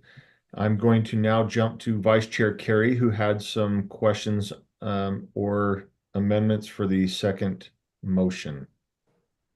If you're ready, Vice Chair Carey. Yeah, just one, Chair, and Deputy Jones, if I could direct this to you. Could you tell us more about the use by an external firm to advise and assist on the return on investment or evaluation process? You know, the original funds apparently was double our estimate. And so I understand the wisdom of bringing that back in, but the initial proposal was very targeted, right? Like, what's the impact going to be on Title IX? And this seems very broad. And how are we able to measure, what are we measuring the ROI on? And how are we able to do that for apparently $75,000 or less when it seems to be a much bigger undertaking? Yeah, Chair Hymas, if whoever's driving could pull the discretionary funds report back up. Please, and then feel free to have the back and forth. Scroll to the bottom, please. So if the committee will recall, it's right above the first highlighted portion. It's the impact of Title IX changes in public schools. So the board had set aside or directed $100,000 for two purposes within this particular project. The first purpose being a legal, the hiring of a legal firm, and AAG Buse and AAG Beal had worked on that portion of it. Then there was the other portion for the audit of the federal, the administrative costs of just at our level, at the SEA level. And we explained to the board that that didn't go through. So that left, $50,000 for the law firm, and then the $50,000 unspent for the external audit of that. So now if you'll scroll to the right, you can see that we have paid the invoices from the law firm for that portion of Title IX, which gives us this balance left. And so the motion is asking you to put this balance back into the state funds and then forward to the board for their ratification or approval the use of $75,000 from it. So first and foremost, we, from an accounting process aspect or budget aspect, we have to put it back in to the state funds because we've satisfied the law firm portion of the Title IX.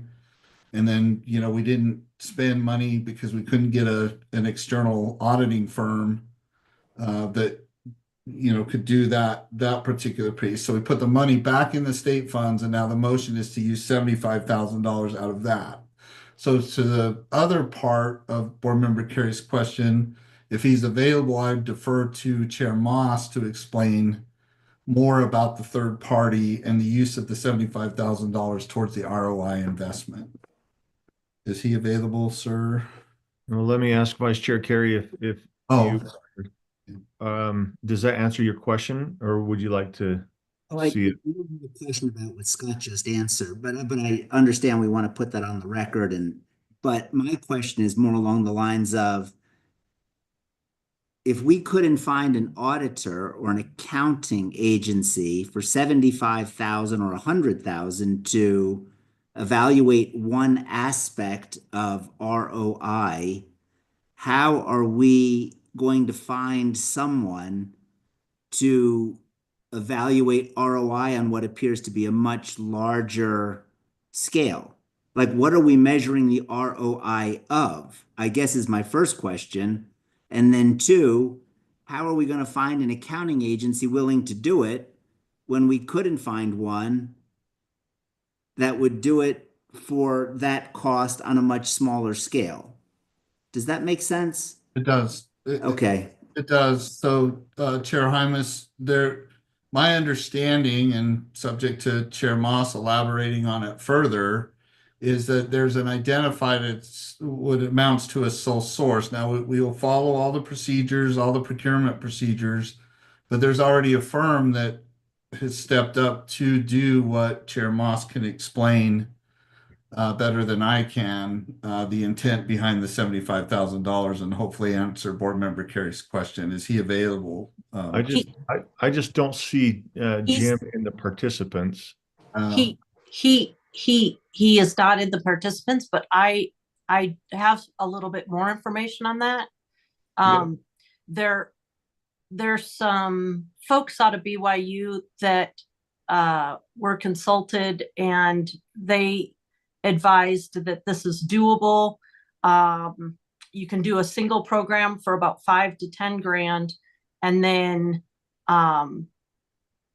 also use the remainder for like general advice and as we figure out those inputs and outcomes and try to match them up. So Member Carey's exactly right. There's work to be done on the inputs and outputs themselves, inputs and outcomes, but there are people that in a different space that do this kind of work at a smaller scale than what we were. I don't know, that do the ROI specific type of work that wouldn't have been able or willing to do the other work that we were doing. And the two were not connected. It just kind of evolved that way. I don't know if that helps at all, but there has been some research done to make sure there are people in this space within, and that's where the number came from. Chair, just, and I don't want to belabor this, but I don't know if I'm missing something, but what are we trying to measure the ROI of? I'm going to look to either Molly or Scott on that one. Yeah, I can answer that. So the Chair Hymas, the Finance Committee has identified particular programs and to look at the return on investment of the funding that goes into those programs. And so we've been, doing that for several months now. What this firm would do was help us to automate the processes behind and advise on the continuation of the processes that we've done thus far in Finance Committee, which is to measure or evaluate the return on investment of particular programs. So this isn't a firm that measures ROI in particular on anything. It's one that helps us do our own measurement of ROI and the returns of investment of the funding that goes into those programs. Some examples might be early literacy or pupil transportation. Those things have already been worked, and I would say quite well, at Chief of Staff Young's direction and support. But a lot of the tools we're using are, spreadsheets, slideshows, things. So this individual could, potentially provide ideas on how to automate it and do that so that we, as the staff, for you as the board, can continue to do the return on investment analysis of the particular programs that we have started thus far. Does that help in any way answer? Vice Chair Carey, and I have a follow-up question. Vice Chair Carey, go ahead and then I'll ask mine. I'm done. Thank you, Chair. Thank you, Deputy Jones. Yeah, I just thank you, Vice Chair Carey. Then, so I see the benefit of this. I think it's good to see. This is one of the things that I really believe in, as I'd rather not put money that's not really helping in any way, right? And so hopefully if this does go through committee and hopefully through board, then we can utilize this funding to make sure that we're spending appropriately. And so anyway, I guess that's not a question. Molly, your hand is still up. No. Okay. With no other questions, I'd go back to you anyway, Member Hart, and ask if you are still sure. Wanting or willing to make a second motion. Absolutely. I move that the committee recommends the board return the remaining balance from the impact of Title IX changes on public schools project to the state funds portion of the discretionary funds account, and then commits for $75,000 of state funds for use by an external firm to advise and assist on the return on investment ROI evaluation process. Thank you, Member Hart. The motion has been stated. Any discussion to that? Yeah, go ahead Matt, and vote. Vice Chair Carey. Yeah. I just want to say it sounds like there's a firm already, there's an organization that looks like they're ready to do this, that they can do this.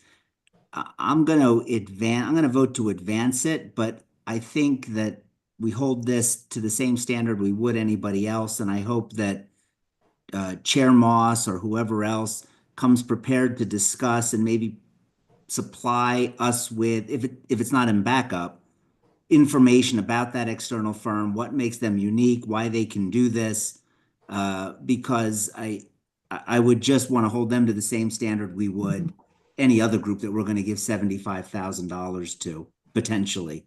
And that's all. But I will vote to move it forward. But and I'll reach out to Jim as well, asking him to supply us with that.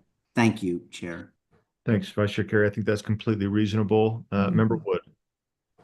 Just a question. When do we automatically get a sole source person that we go and hire or an organization, versus when do we have to go through a contract or an RFP process to make sure that we're getting the best deal, or that they can do the work or the scope and define the scope of the work? What's the difference in how that moves? Scott, Sure, can you answer that? So, Yeah. so it really boils down to the purchasing limits, right? Because this is $75,000 or less. We can purchase a service, right, from a particular vendor. So really, it's the differentiating or line of demarcation between what amounts to being able just to acquire services as opposed to having to go out on RFP is the dollar limits or the values that are set in the purchasing code. So does that answer Board Member Wood's question, Chair Hymas? Yes, thank you. Yes, it does. Thank you. All right. So the motion before the committee is that the committee recommends that the board returns the remaining balance from the impact of Title IX changes on public schools project to the state funds portion of the discretionary funds account, and then commits $75,000 of state funds for use by an external firm to advise and assist on the return on investment evaluation process. Committee members, please vote.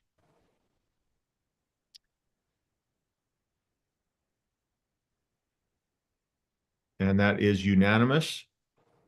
Thank you. And let's now bring up, there is still a motion that Member Wood brought up, and let me restate it and we'll open it for discussion. That the motion is that the committee add a facilitator to support the board in developing its strategic plan beginning in January 2025. And Member Wood, I'm going to ask you before we open this up if you have any other comments to add to this, since we haven't discussed it for a minute. Just to note that we've been working on our strategic plan for 2 years. And it's still not finished. And watching the process when someone is able to facilitate it, an outside entity that's not intimately involved in the decision making, but that can guide the discussion, ask the right questions. I think that it could benefit our board. I think it could get us through the process in a more efficient manner. And I think that it would be a really great discussion to have with our brand new board members in a public forum, talking about what our goals are and what we hope to see this board accomplish, and by way of directing the agency. Thank you, Member Wood. And I'd speak in favor of this as well, as I've watched particularly Jenny Earl, who has taken on this assignment and trying to navigate through things and trying to be unbiased and open to all, and depending on the board members. And it has been a struggle. I feel for any individual who has to be put in that scenario. And sometimes when you get a neutral party in there, what that will do is that will allow other people to be heard, as well as Jenny, who has had to facilitate at the same time. So, Member Hart.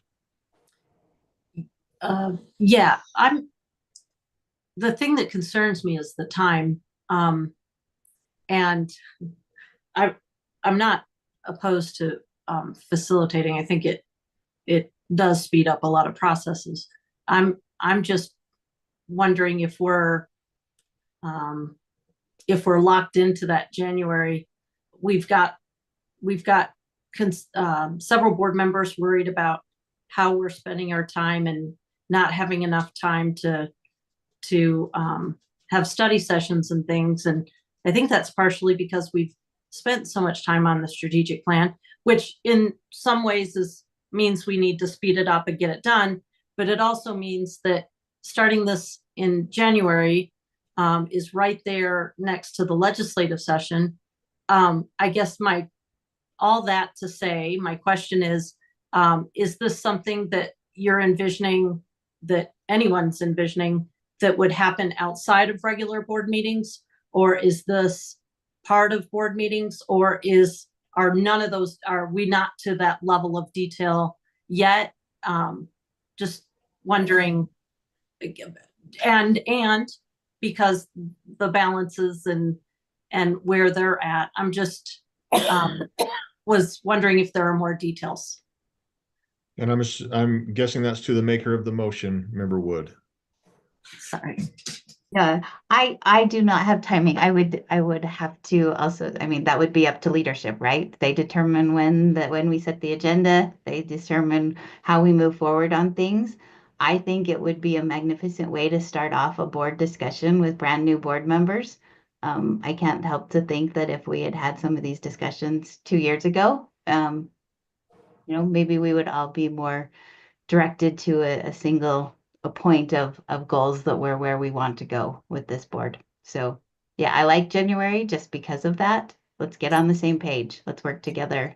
But I'm not obviously beginning in January 2025 does not mean, January 1st, we have to do this. It's just saying in the new year. I don't want it to start in Okay. December. So that's more of my beginning with the new board is all I'm recommending. Gotcha. Member Hart, is there an amendment for clarity on that? Like scratch beginning of I- January or? I hadn't gotten that far. Well, you think about it. We'll go to Member Lear, then come back. Can I do a follow-up question though? Sure, yeah. Just on the point, and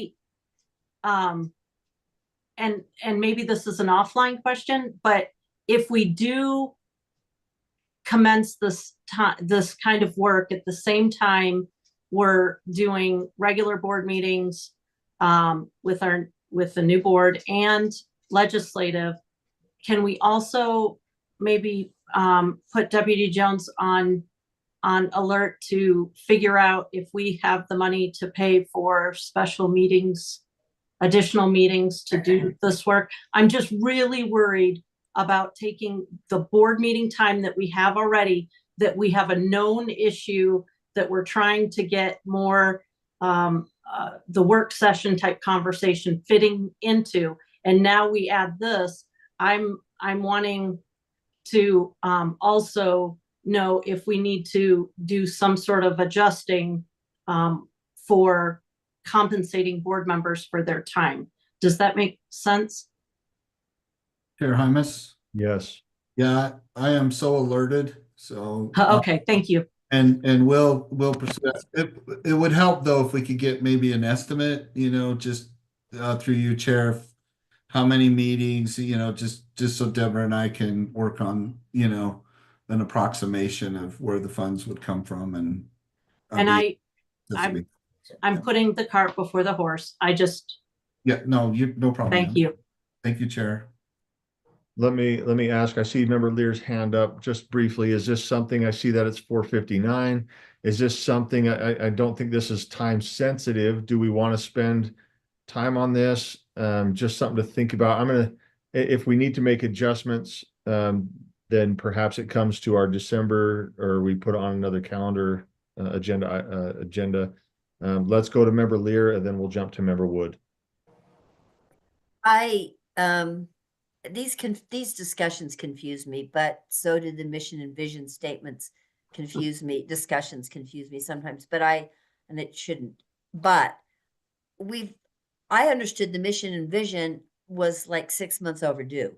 So it seems to me at least as urgent for a huge agency and a board that's driving that agency to have this resolved.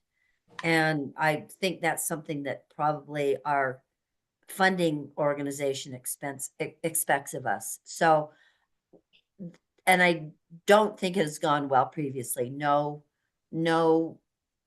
reflections on all the people who've tried. So I think we've got to do something. And if that entails extra meetings, then I think we'll do that. But it doesn't seem to me that we can go forward without this mission and vision.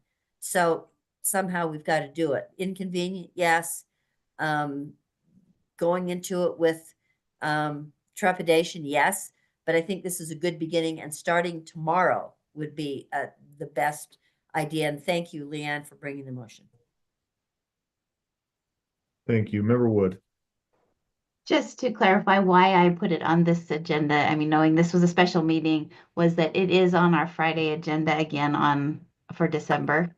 It's for the afternoon of Friday, and I would move to table that Friday discussion and move it to January, so that we are working with our new board members. So that's why it came today. And I think that would be a decision, if Molly could take that back to, or Member Hart, Vice Chair Hart could take that back to leadership. There's still plenty of time to adjust the agenda for Friday. So seeing no other hands, the motion before the committee is that the committee recommend that the board commit 40,000 of federal mineral lease funds to add a facilitator to support the board in developing its strategic plan beginning in January 2025. Seeing no other hands, committee members, please vote.